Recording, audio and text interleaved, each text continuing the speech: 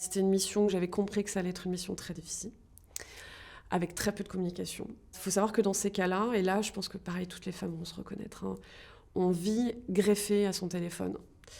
On ne part pas aux toilettes sans son téléphone, on se douche avec le téléphone en visuel, le téléphone n'est jamais, même en mode vibreur, jamais.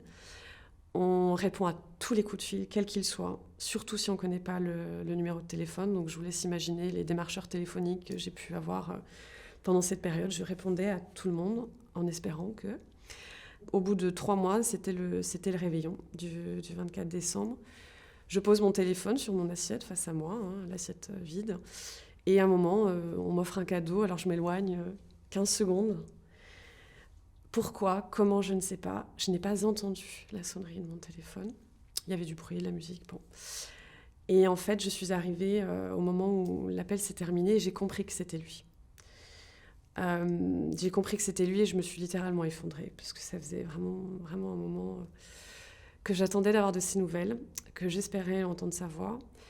Et ça a été peut-être un des moments les plus difficiles à ce moment-là. En plus, le contexte, le Noël, c'est normalement un moment qu'on partage à deux. J'ai appris, parce que lorsque mon mari est rentré, je lui ai partagé ce moment, évidemment, je lui ai raconté.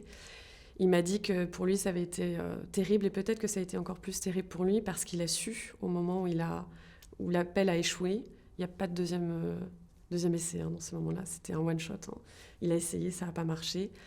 Et à ce moment-là, il a terriblement culpabilisé parce qu'il savait que j'étais en train de pleurer. Il savait que ma soirée du réveillon était pas gâchée, mais quasiment, quoi.